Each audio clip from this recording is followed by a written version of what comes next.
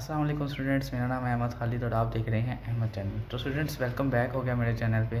तो आज की इस वीडियो में मैं आपके साथ फर्स्ट ईयर इंग्लिश के पेपर को अटैम्प्ट करने का तरीका शेयर करूंगा कि आप अपने पेपर को किस तरह अगर अटैम्प्ट करें तो आपके 95 प्लस मार्क्स आ सकते हैं, और ऐसी कौन सी मिस्टेक्स मैंने की बोर्ड एग्ज़ाम्स में जिनको आपको नहीं करना है और आपने उन मिस्टेक से लेसन हासिल करना है और आप 97 मार्क्स भी गेन कर सकते हैं। तो वीडियो को आपने लास्ट तक देखना है। अगर आपको वीडियो थोड़ी सी भी अच्छी लगे तो चैनल को सब्सक्राइब कर देना है, वीडियो को लाइक कर देना है, दोस्तों के दरमियान शेयर कर देना है।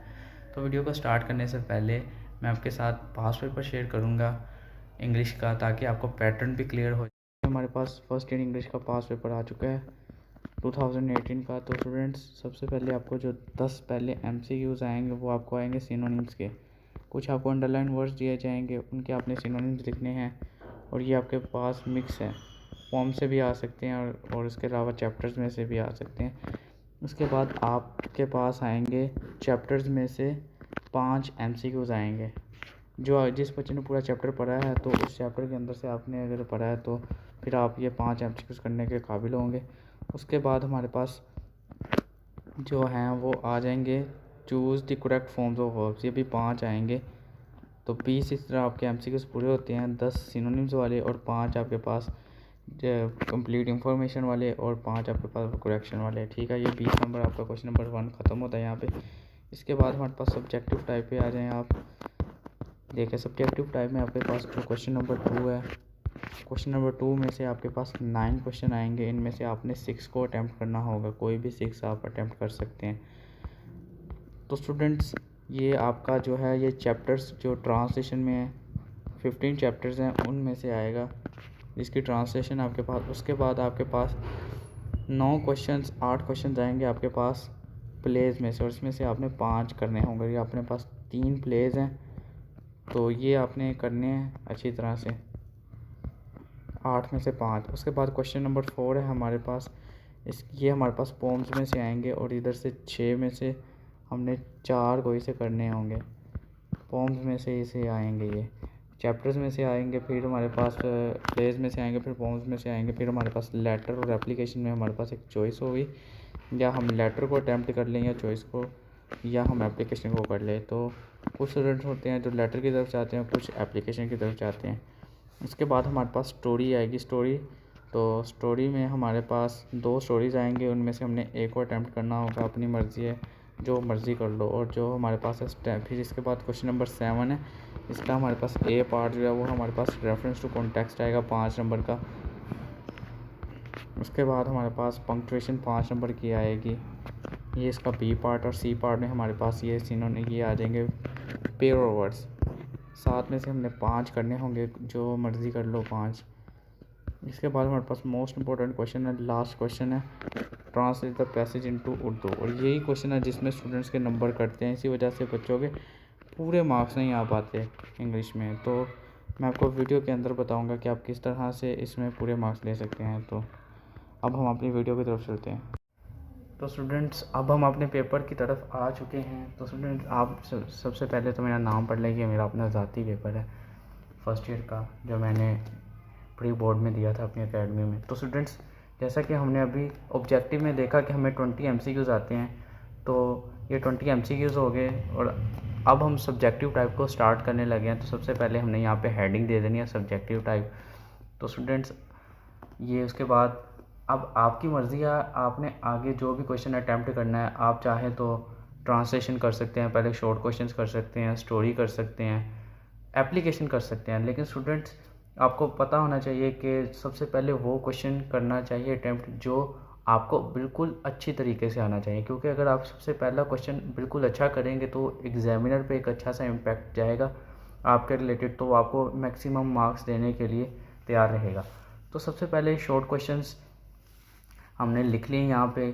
तो अब हम क्वेश्चन नंबर 2 को अटैम्प्ट करने जा रहे हैं। तो क्वेश्चन नंबर 2 का हमने फर्स्ट पार्ट किया है। तो अगर ये देखें, ये वाली चीज़ भी आपने बहुत इम्पोर्टेंट है कि आपने कंप्लीट क्वेश्चन को नहीं लिखना, सिर्फ उसकी सब हेडिंग देनी है। तो जब आप सब हेडिंग दे लें तो एक लाइन आपने यहाँ पे छोड़ देनी है। अगर आपके पास लास्ट पे टाइम बच जाता है तो आप इसके नीचे अंडरलाइन इसको आप कर सकते हैं।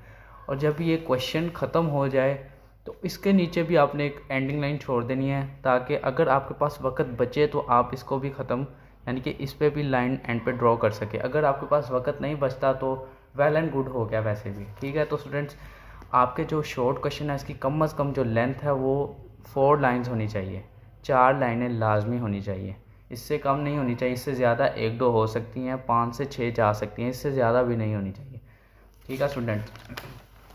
अब हम क्वेश्चन नंबर देखें, जिस 3 करना है इसी तरह से आपने 1 से 3-4 लाइनों में ख़त्म करना है मैक्सिमम।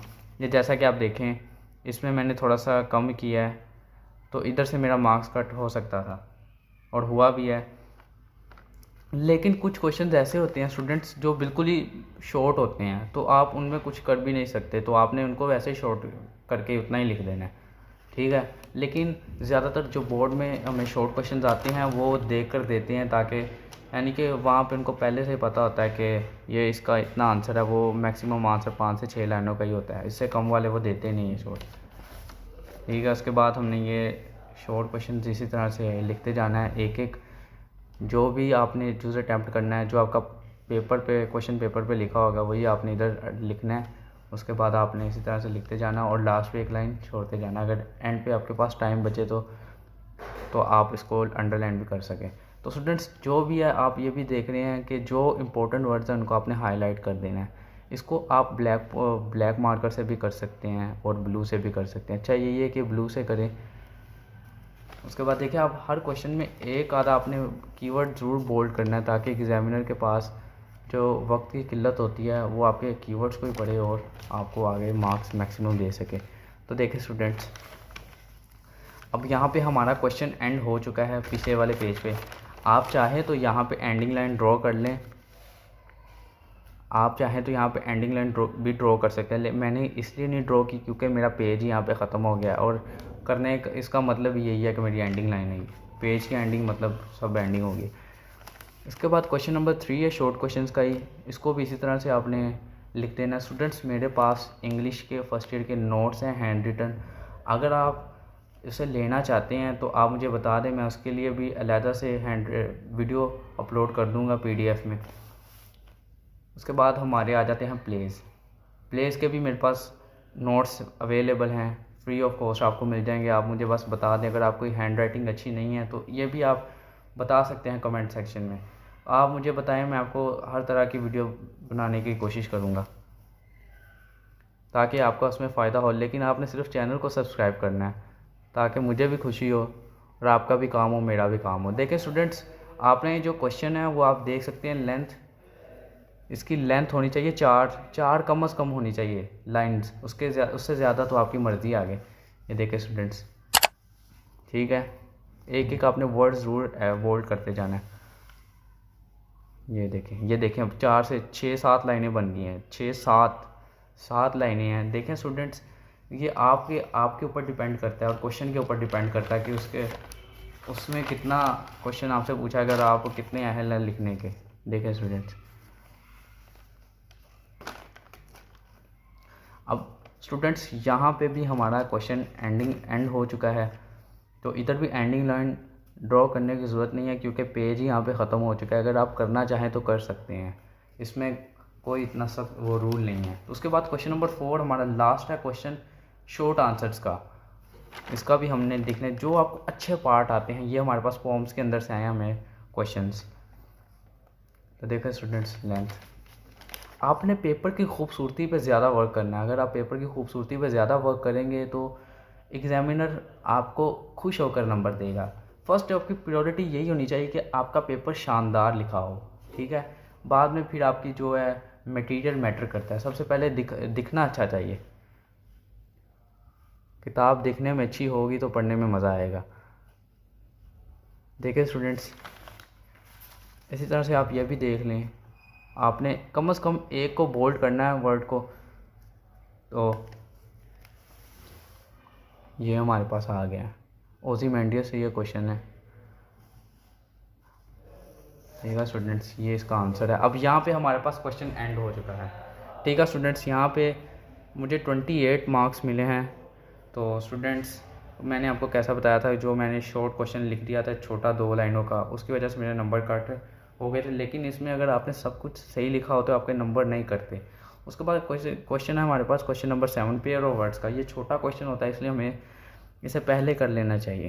तो पेयर ऑफ वर्ड्स का हमने यहाँ पे लिखा है, इधर आपने एंडिंग लाइन ज़रूर ड्रॉ करनी है। मैंने इस वजह से नहीं की, क्योंकि मैंने सोचा अगर पेपर अटैम्प्ट पूरा हो जाएगा तो एंड पे ड्रॉ कर लूँगा, लेकिन आपने लाजमी कर लेनी है एंडिंग लाइन ड्रॉ हर क्वेश्चन के आखिर में। तो पेयर ऑफ वर्ड्स आ गए हमारे पास, 5 करने होते हैं हमने पेयर ऑफ वर्ड्स, लेकिन आपने 6 करने, एक आधा एक्स्ट्रा कर दें ताकि कोई गलत वगैरह हो तो ठीक है।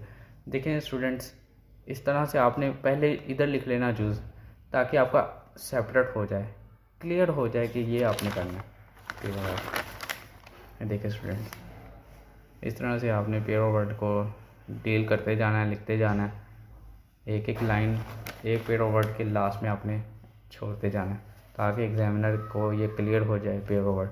देखिए स्टूडेंट, यहाँ पे हमारा ये क्वेश्चन एंड हो चुका है। अब हम नेक्स्ट क्वेश्चन की तरफ मूव करते हैं। ये हमारे पास है पंक्चुएशन। पंक्चुएशन 5 नंबर का मार्क्स है स्टूडेंट्स, बहुत इंपॉर्टेंट है ये क्वेश्चन, और ये तकरीबन 5 मिनटों से भी लेस टाइम में आपका अटैम्प्ट हो जाता है बोर्ड में। तो स्टूडेंट्स, इसमें पंक्चुएशन में आपने जो आपने वर्ड को करेक्शन, जिस वर्ड की करेक्शन करने को कही गई है आपको, तो उसको आपने बोल्ड करके लिखना है ताकि एग्जैक्ट हो जाए। देखें जैसे कि यहाँ पे हमारे पास दी टाउन है, दी यानी कि इधर टी को हमने कैपिटल करके लिख दिया। ये क्वेश्चन पेपर में हमारे पास गलती थी, और यहाँ पे हमने इन्वर्टेड कॉमास लिख दिया। उसके बाद ये देखें बी, जो हमारे पास करेक्शन करनी है सिर्फ हमने वही करने हैं करेक्शन, उसी को करेक्ट करना है। उसके बाद डी देखें, जहाँ पे डॉट आ रहा है देखें, डॉट डॉट डॉट, देखें सर, ठीक है। उसके बाद स्टूडेंट्स ट्रांसलेशन की तरफ हम मूव करते हैं। Question number 8, most important question of FSc part 1, 15 number का ये सवाल है। तो स्टूडेंट्स इसी तरह आपने इसको अटैम्प्ट करना है। इसके अंदर जो इम्पोर्टेंट वर्ड है उनको आपने हाईलाइट कर देना है। देखिए स्टूडेंट्स, उसके बाद हमारे पास आता है रेफरेंस टू कॉन्टेक्स्ट, जो बहुत ही इंपॉर्टेंट क्वेश्चन है पार्ट 1 का। इसके भी मेरे पास नोट्स हैं, अगर आप लेना चाहें तो मुझे बता दें, मैं आपकी इसकी सेपरेट सी वीडियो बना दूंगा। तो सबसे पहले हमने रेफरेंस टू कॉन्टेक्स्ट आता है हमारे पास क्वेश्चन 5 नंबर का। तो सबसे पहले हमने रेफरेंस लिखना होता है, ये कहाँ से ली गई और किस पोइट ने इसे लिखा है, इस पोम को। पोम का नाम लिख देना हमने और पोइट का नाम लिख देना, ठीक है। तो स्टूडेंट्स, इसमें जो मोस्ट इम्पोर्टेंट बात है वो सब कुछ सेम है। जहाँ पे हमारे पास पोइम आएगी, पोम को हमने इन्वर्टेड कोमास के अंदर फिल कर देना। उसके बाद जो हमारे पास पोइट है, इसको इन्वर्टेड कोमास में नहीं लिखना, ये मोस्ट इंपॉर्टेंट बात है स्टूडेंट्स। दोनों को, इसको भी इन्वर्टेड कोमास में कर देते हैं, इसको भी इन्वर्टेड कोमास में कर देते हैं। पोइम के नाम को हमने इन्वर्टेड कोमास में ही लिखना है, लेकिन इसको हमने इन्वर्टेड कोमास में नहीं लिखना। अब स्टूडेंट, ये ऐसा क्वेश्चन है जिसमें 5 नंबर मिल जाते हैं। उसके बाद हमने कॉन्टेक्स्ट पे आना है। कॉन्टेक्स्ट में तो देखें, कॉन्टेक्स्ट हमारे पास 2 नंबर का होता है, 1 नंबर का हमारे पास रेफरेंस होता है और 2 नंबर की हमारे पास एक्सप्लेनेशन होती है। स्टूडेंट्स, इसको आप देख सकते हैं कितना खूबसूरत करके लिखा गया। कटिंग से आपने गुरेज करना है। जितना आप अपने पेपर को नीट एंड क्लीन बनाएंगे उतना आपके चांसेस है हाई स्कोर के। उसके बाद स्टूडेंट्स, इसके बाद कॉन्टेक्स्ट के बाद हम एक्सप्लेनेशन पे आएंगे, और एक्सप्लेनेशन को हमने इस तरह से कुछ करना है, ठीक है। एक्सप्लेनेशन देख सकते हैं आप, ठीक है स्टूडेंट्स। अब नेक्स्ट पेज की तरफ चलते हैं स्टूडेंट्स। ये जो है, ये आप, अगर आपको पोम के अंदर कोई आपको कोटेशन नहीं आती रेफरेंस टू कॉन्टेक्स्ट में, तो आप इसको ऐड कर सकते हैं, इस कोटेशन को। और ये जो मैंने पहला पैराग्राफ लिखा है, आप इसे हर जो भी आपको स्टैंजा आएगा ना, तो उसमें आप इसे लिख सकते हैं। बहुत अच्छा पैराग्राफ है, इसको आप कहीं पे नोट आउट कर लें, ठीक है स्टूडेंट्स। ये देखें, इसको आप कहीं पे नोट आउट कर लें, मैं फिर से आपको दिखा रहा हूँ। ये जो भी आपको स्टैंजा आएगा, तो आपने सबसे पहले ये पैराग्राफ लिख देना है, उसके बाद ये आपने कोटेशन लिख देनी है वहाँ पे। उसके बाद आपने यहाँ पे करनी है, इसकी एक्सप्लेनेशन करनी है। एक्सप्लेनेशन करते करते, ये मैंने थोड़ी सी ज़्यादा एक्सप्लेनेशन करती है, आप इसे सिर्फ 2 साइड्स पे करेंगे। 2 साइड्स पे आपकी रेफरेंस टू कॉन्टेक्स्ट भी आ जाएगा। मेरा तकरीबन 3 पे चला गया, 2.5-3 पे, आपने सिर्फ 2 पे करना है, ठीक है स्टूडेंट्स। हम अपने नेक्स्ट क्वेश्चन की तरफ चलते हैं। यह है एप्लीकेशन राइटिंग। इसमें हमने एप्लीकेशन करनी होती है, 10 नंबर की एप्लीकेशन है। और उसका जो हमारे पास बॉडी है इसकी ये वाली, इसके हमारे पास 3-4 नंबर होते हैं इसके, और लास्ट में हमने जो ये और जेब20 लिखना होता है। तो देखिए सबसे पहले हमने ये देखनी, आपने इसी तरह से इसको अटैम्प्ट करना है। इसी तरह से आपने काफ़ी आपने देखी होंगी एप्लीकेशंस, उनका सब्जेक्ट नहीं लिखा होता की बुक्स में, तो आपने सब्जेक्ट भी यहाँ पे लाजमी ऐड करना है, क्योंकि ये इससे एक अच्छा इम्पैक्ट पड़ता है। अगरचे इसका कोई नंबर नहीं है लेकिन इसका अच्छा इम्पैक्ट पड़ता है। तो आपने इस तरीके को नोट डाउन कर लें, इसी तरीके से आपने करना है और इंशाल्लाह आपके नंबर नहीं कट आउट होंगे।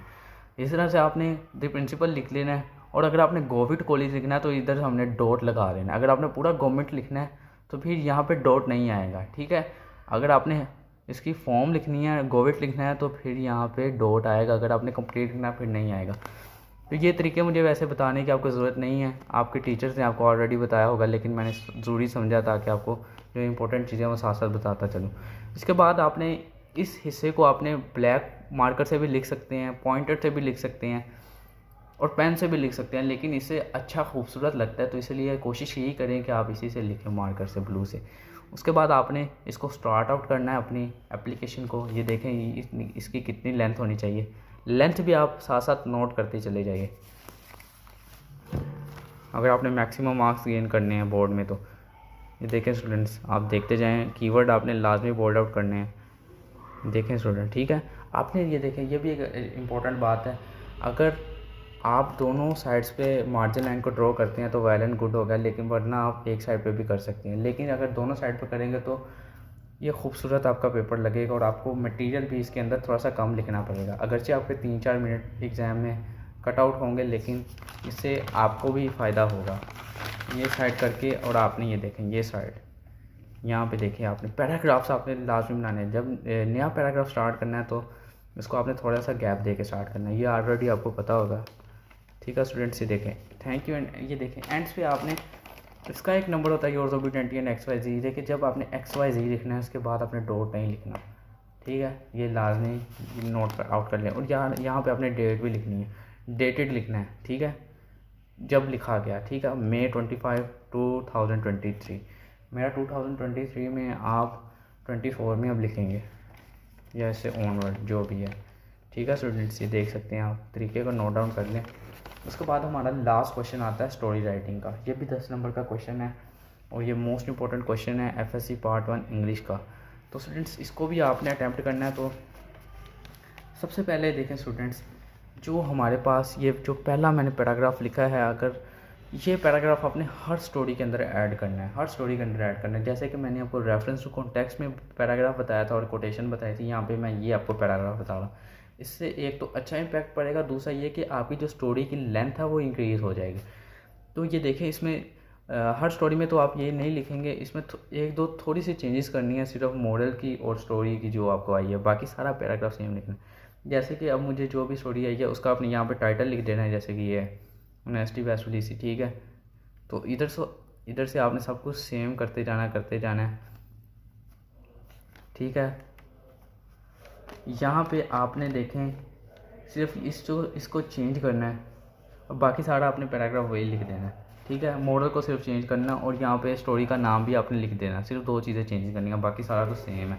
उसके बाद हमने अपनी स्टोरी को, मेन स्टोरी को स्टार्ट कर देना है। तो इसकी आपने लेंथ भी नोट आउट करने हैं।